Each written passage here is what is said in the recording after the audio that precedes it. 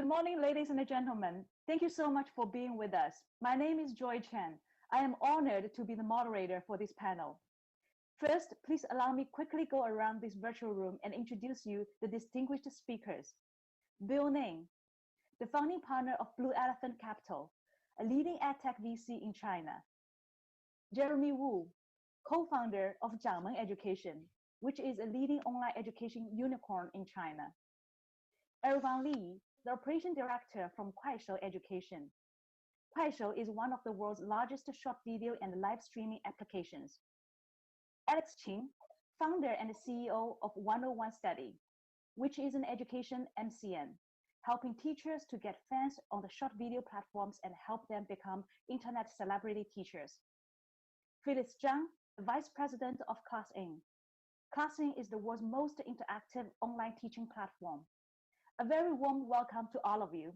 Thank you all for joining this panel. In the last session, you guys have done an amazing job with the company demos. In this panel, we will be talking about how EdTech is disrupting the education world in China, especially with the current COVID-19 crisis, and what to expect throughout the 2020 and beyond. Okay, let's get started. COVID-19 has definitely been a black swan. It has already disrupted many areas of our lives. It has hampered the growth of many industries such as tourism, retail, and much more. Education industry in China has also faced lots of challenges and change since the beginning of this year. Given that most of our audience is based in the US, I would like to ask all of you, help us paint a picture of what happened to the education industry in China after COVID-19 hit us. I would like to have all of you to share your experience and observations, for example, how schools, learners, and especially your companies have responded to COVID-19, and also, how has the response evolved over the time? Should we start from Bill? Yeah. Thank you, Joy. I'm very honored to join this panel. Blue Elephant's clients are mostly education entrepreneurs and education company owners. So during the COVID-19, we spent the majority of our time to communicate with our clients. We are industry service providers, so the most important thing for us is the relationship with our important customers. So COVID-19 gives us a precious opportunity to interact with our clients. Otherwise, in a peacetime, we do not have that much time with our clients.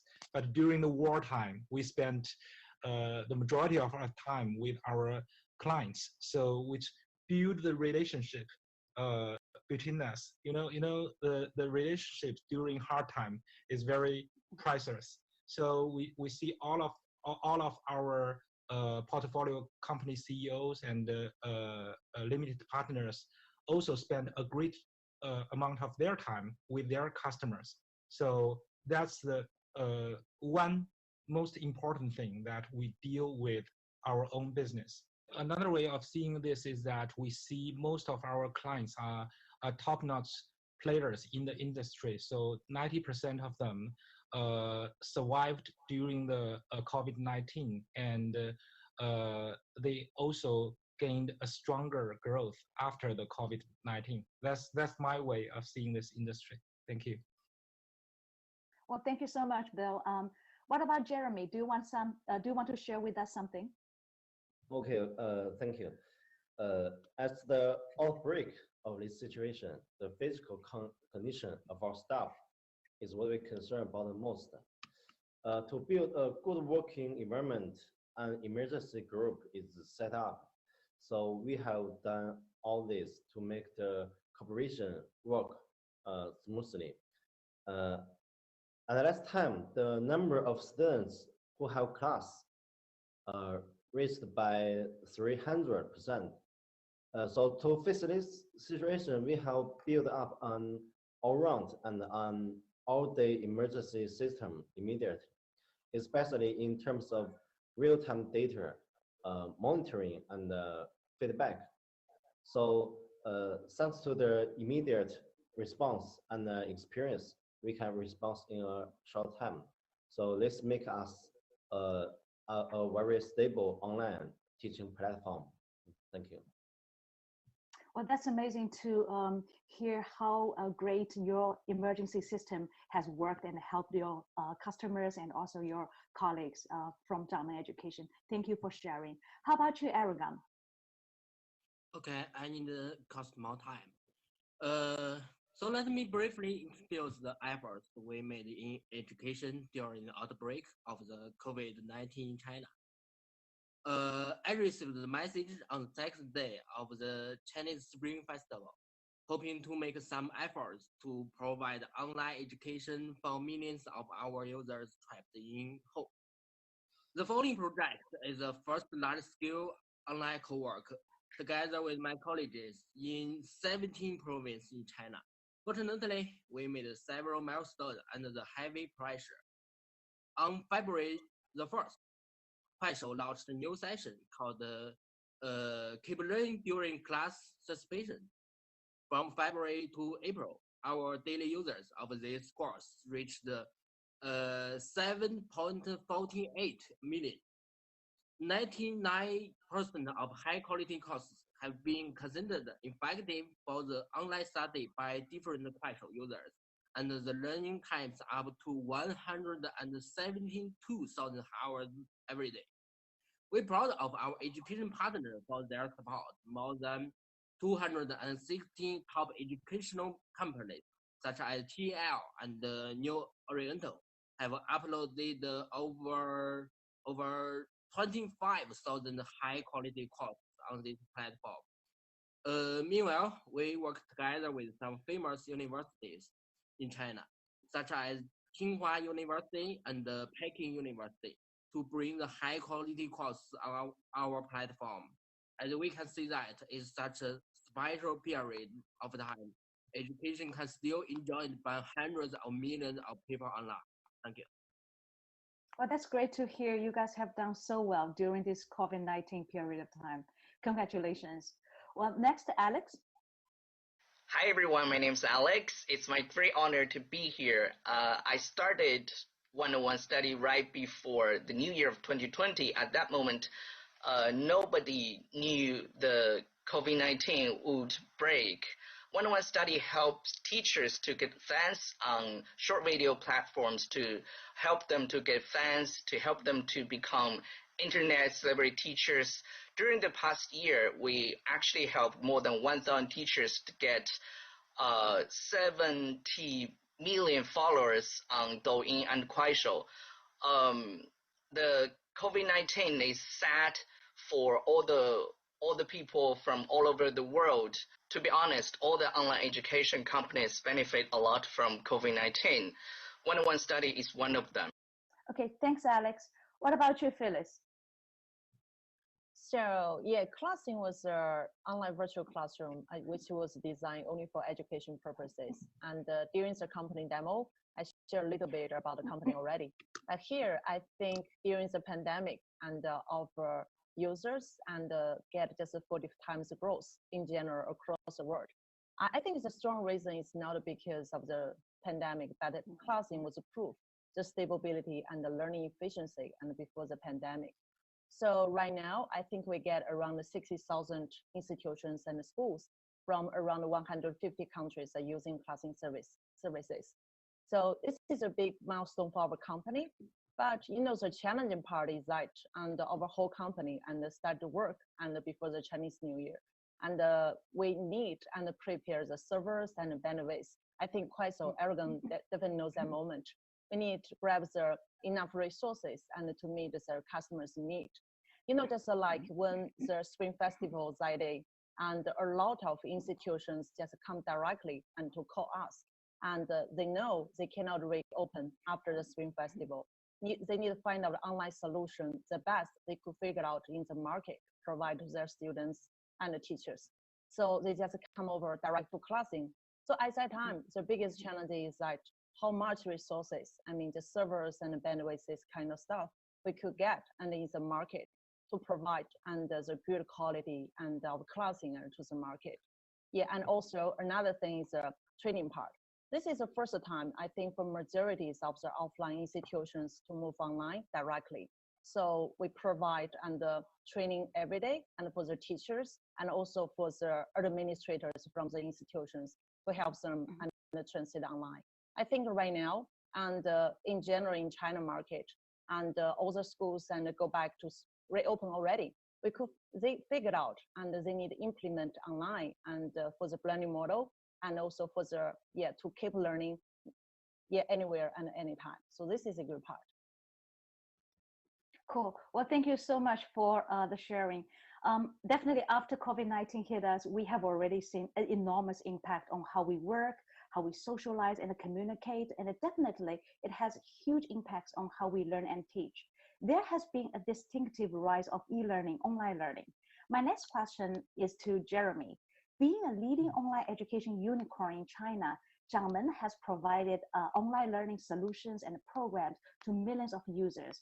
What have been some of the most unexpected challenges you have seen for the transition to an online learning environment, especially after COVID-19 hit us? Okay. The breakout really affected the offline education. Children can only study online at this moment. So during this special period, online education companies hope to ensure the learning needs of students as usual. At this situation, so in my opinion, how to provide the best service constantly is a great challenge because we have so many students, but we have no more teachers. Okay. Cool. Thank you. Phyllis, ClassIn provides online classroom platform and the technologies to learners and the teachers as well. So what have been some of the most unexpected challenges you have seen when offline classrooms transitioning to an online learning environment? So I think the biggest challenge is mindset.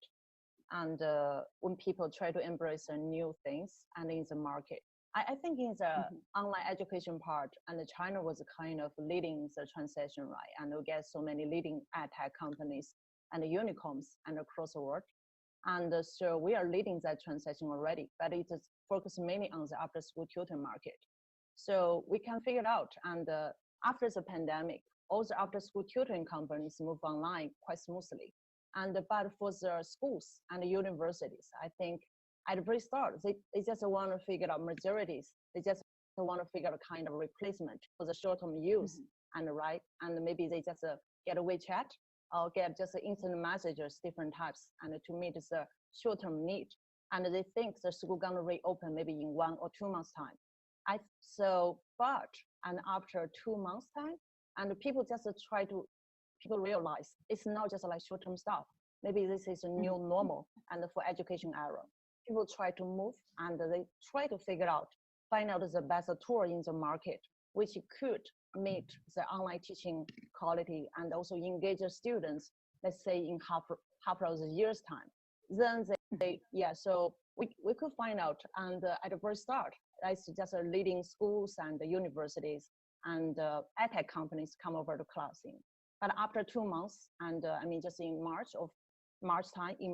and so a lot of new schools and universities try to sign up for ClassIn service because they realize this is something they need to provide a long-term and online solutions and to their students and the teachers. So they need to figure out the best one which could meet the online teaching quality. So I think this is a big challenging for people to think how they're gonna embrace the challenges and how they're gonna keep learning and keep moving ahead. So this is good. Just after half the years, and the people are just adopt online solutions. Right now, when they reopen, they have changed their mindset already.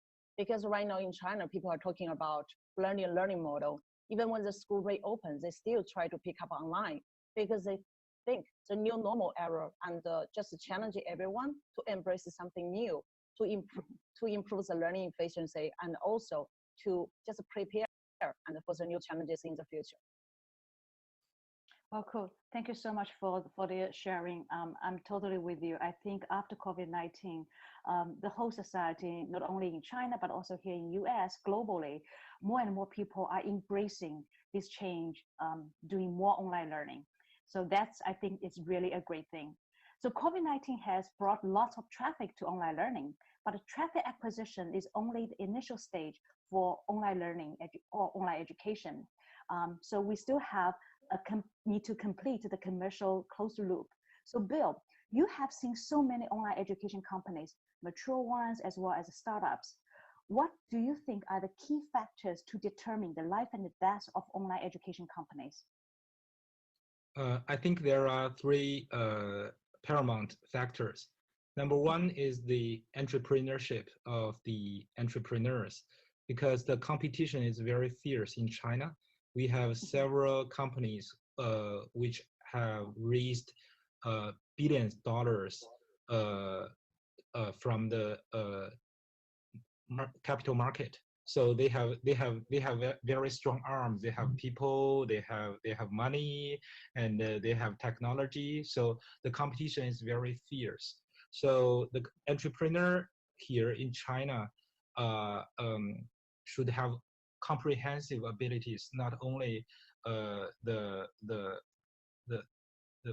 financing ability, but also the product and the organization ability. So I think the most important factor is the entrepreneurship of the CEO. The second one, I think, is very important is product. You know, in Chinese online education, we have several generation of very good product, from the one-on-one product from Zhang or from VIP Kid, and also the AI empowered product like the AI product from Yuan Fudao.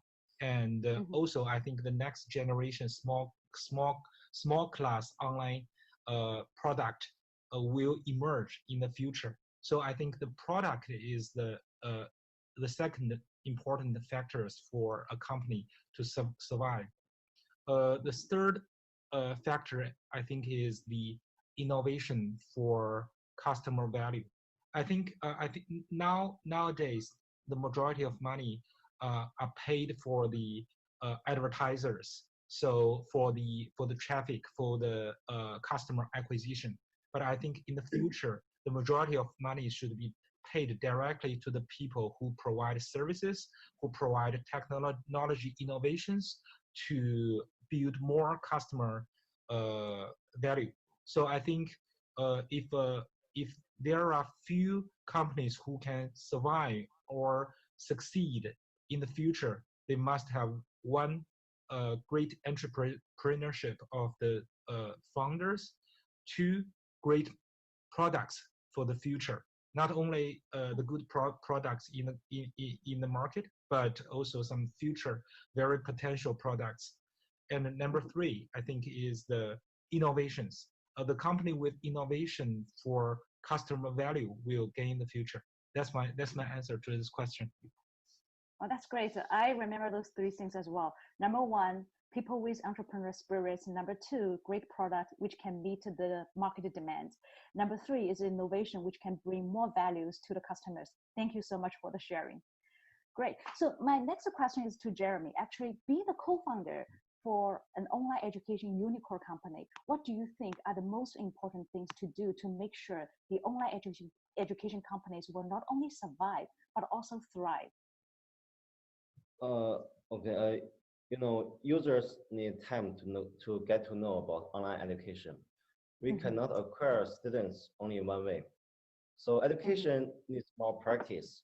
The retraining and the quality of education and service is most important, I think, for the online education. So perfect teaching research system, you know, good teachers and the constantly techniques are required. So the teachers and the teaching research is basic and important. Technique makes this all come true. Well, that's great. I totally agree with you. I think the teachers are the key. Actually, to me, education is great, technology is great, but I think technology will empower education in many different ways, but the essential part is still the teachers and also the teaching materials. Cool. So while we have seen the rise of online learning, COVID-19 has also made short video popular among more and more people in China. We have also seen many educators started to provide education content or broadcast education programs on short video platforms. Aragorn, Kuaishou Education has been a very active player in this new area. Will you please briefly introduce China's new learning mode of AI plus short videos plus education? Okay, thank you, Joy. In the practice of Kuaishou education, we have seen the arrival of an eco-education area. During my introduction of Kuaishou just now, I mentioned that new media such as short videos and live broadcasts provide more easy way to connected supply and consumption. Under such short video times, a new group of teachers and students has emerged. With simply a mobile phone and a fast network, everyone can share their professional standpoint and experience. New educational content shared are appearing on a large scale, no matter K-12 or childhood education or vocational education. As a student or a teacher, even if it comes from low economic development areas, he can able to learn the best quality courses through short videos platform. In Kuaishou, education-related short videos have been played for more than 3 billion times per day. The number of people watching the education casting has reached 150 million. Moreover, in the teaching mode, more important progress is the personalized learning comes true, empowered by AI. A more efficient and personalized match between educational contents and users can be achieved. In this case, everyone can access to educational content they care about and lead them to improve. I think Bill and Alex have other good idea and actions in investment or practice. Thank you, Roy.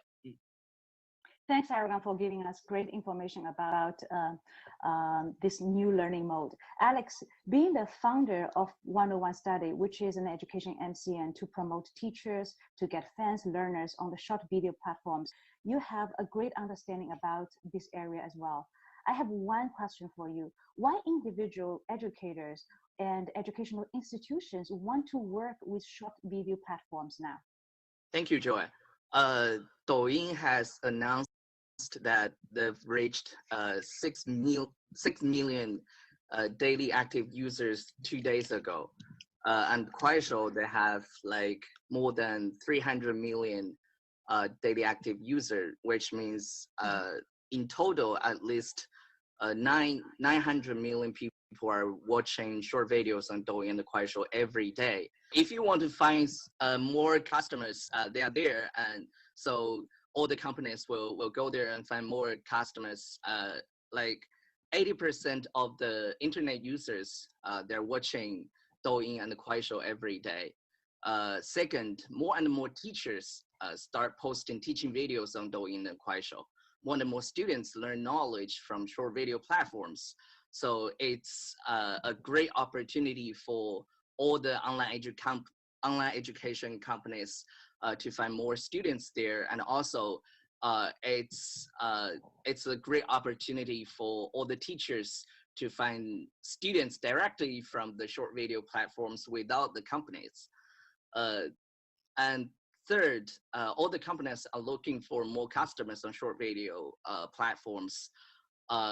If you don't do it, you die, right? Like in the summer of 2020, like four biggest online education companies that spent 5 billion RMB on marketing on short video platforms during the summer vacation. So the market is there. People, if they spend money on the short video platforms, which means customers are there. So they're looking for more customers on short video platforms.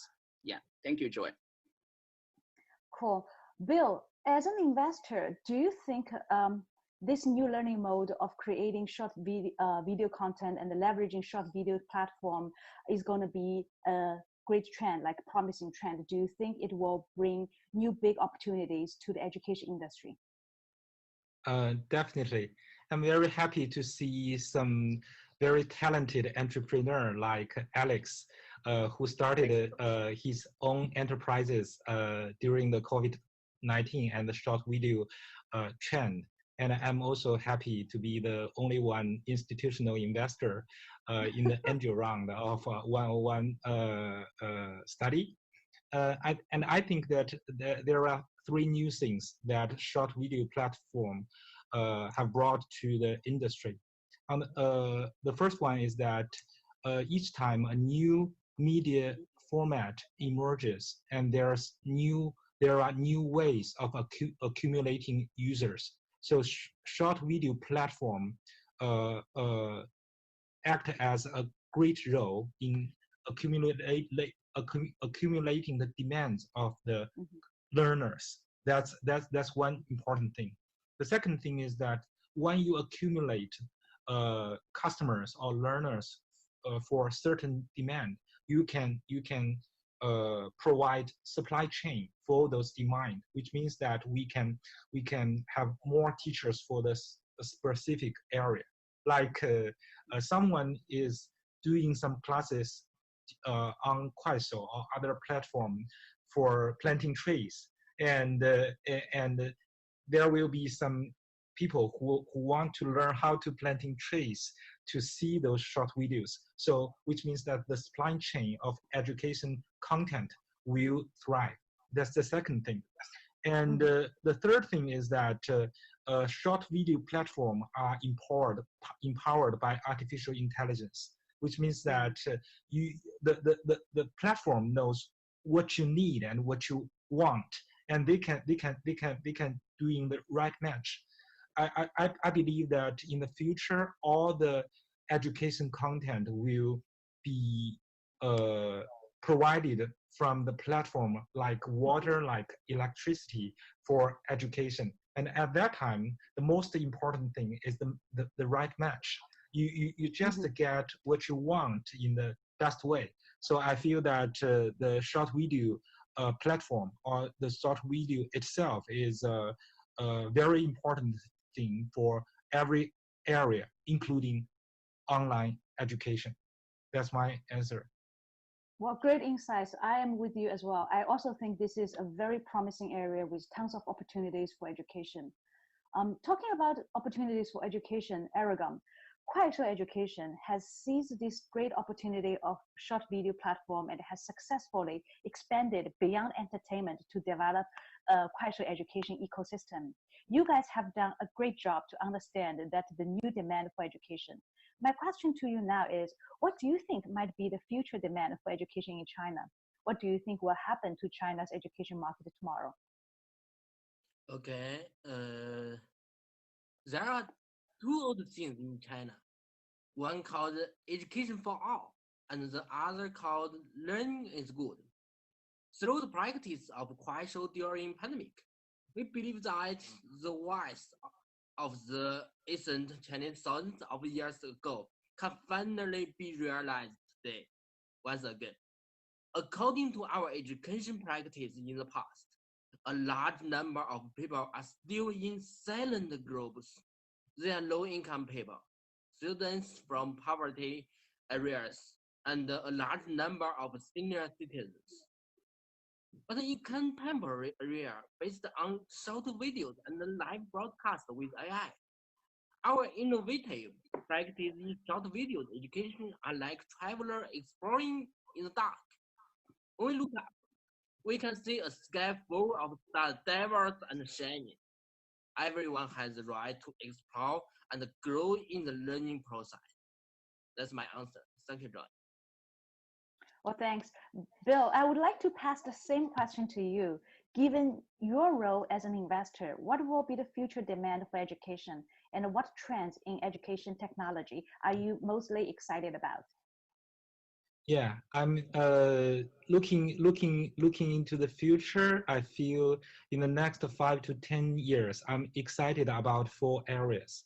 One is that it is still the K-12 areas, although we know that there are great competitions in this area, but I do not think the future products have already emerged. I feel there are a lot of opportunities in different subcategories, like in Chinese, like in language learning, that in STEM. We will see a lot of many innovations in this area, because here there are great talented people, there are capital, and there are great demand in China and all over the world. So that's one area I'm still very excited about. The second one is enterprise services. You know the consumer internet industries thrives in the last 20 years. I think in the next 20 years, it will be a year of enterprise services, because the cost rises fast. So all the companies have a strong demand for cost reduction and for better efficacy and efficiency. So enterprise services for not only schools, but also the education companies are in great demand. We will see that in the very near future. And the third one is vocational education. As you can see now in the United States, a lot of fundraising are in the vocational education area, because in the future, everyone will learn throughout their lives. So now we are all focuses on K-12, and I think in the future, people ages 18 to 36, it will be as large a market as K-12, and we can see a lot of very good contents like master class in the United States. And the last one is that I feel that the AI empowered content content push or education content platform will be a great opportunity, because when now education is still a supply chain driven industry. As long as you have very good supply, you can find your customers. But I think with capital driving in, we will see very good supply chain in the future, or even a great supplies or oversupply in education. At that time, a platform which can provide you the individualized content is in great demand, like most AI-empowered information platform nowadays. So that's the greatest opportunities for the next generation education companies. Well, that's cool. So are you saying the real personalized learning will finally come? Yeah, when that will come when the when we have great entrepreneurs like Jeremy, like Alex, and when we have a great platform provider like Aragorn and Phyllis, and also like great entrepreneurs like Joy and Bill, also investors. So the ecosystems thrive, and we will see more diversity, and we will see more opportunities, and at that time, individualized education is on hand. Well, thank you so much, Bill. I'm a big believer in personalized learning. I'm so happy to see it's finally going to come. Okay, my next question is to Jeremy, Alex, and Phyllis. You guys are either founders or part of the key founding team for your companies. Would like to have you share with the audience some suggestions and advices about when there is unexpected crisis, how to jump out of the comfort zone and better embrace the change. Shall I start with Jeremy? Okay. For companies like us, especially for offline education, they may still educate offline after this period. But this makes us to understand technology and think about the relationship between education and the technology further. No matter educate online or offline, education companies should always focus on the product of education. And as we know, promoting technology can make online education more powerful. And also, besides, we should be prepared for danger in times of peace. Every step you take should not only for existing problems, but also by asking yourself, what if it happens, how to deal with it. Do more and think more. That is very important, in my opinion. Thank you. What about you, Alex? All right, thank you, Joy. For all the bosses, I think first they have to do is to look for more money, no matter from the customers or from the investors, especially from the investors. This is the first thing they have to do. Try your best. And the second they have to do is save money. Don't waste any penny.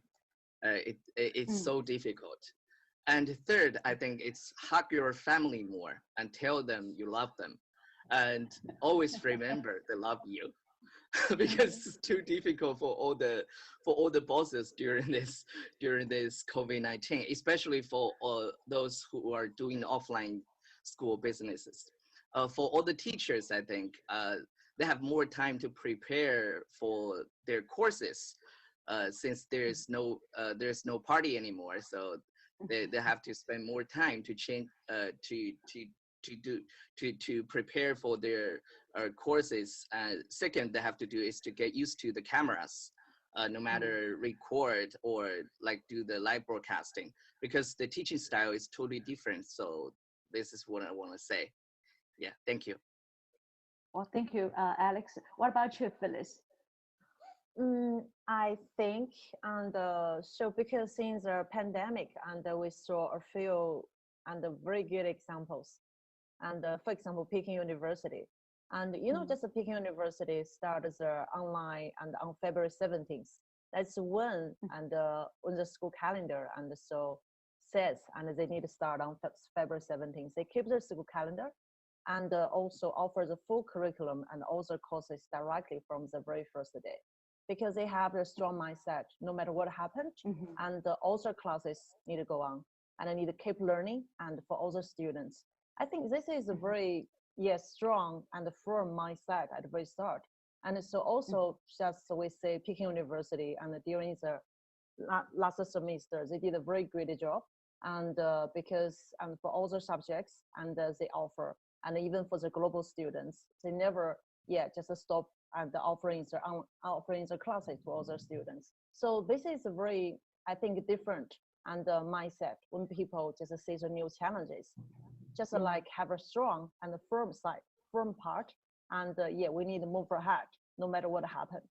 And the second, I think, is so because we mentioned about personalized learning, we mentioned about this new technology. I think for all the schools or institutions, we need to get at least one person and get the technology background, right? That's why, and it's easy for some schools to make the choices and help the schools for the online transactions and produce and the new content or embrace the new technology. I think it's gonna be good to have at least one person who takes the technology need and in your school. Yeah, that's my side. Thank you, Joy. Well, that's great. Thanks for the great sharing. Very inspiring. We hope all education companies, both in China and outside of China, will not only survive from this crisis, but also thrive in the near future. There are many challenges and uncertainties we're facing now, and we may need to face even more in the future. Or what we can do is try our very best to better engage our learners, better understand our customers, and keep things going on. There is a very great saying, I love it so much, I want to share with all of you, which says, a crisis is such a terrible thing to waste. Hopefully the COVID-19 crisis can be a great class and a great real-life training for all of us. Well, due to the time limitation, we have to wrap up this session. I myself do enjoy this constructive discussion with all of you, and we hope we have provided some interesting and helpful insights about education market in China to our audience. Big thanks to the panelists, and also thank you, my dear audience. Thanks so much for watching. Bye.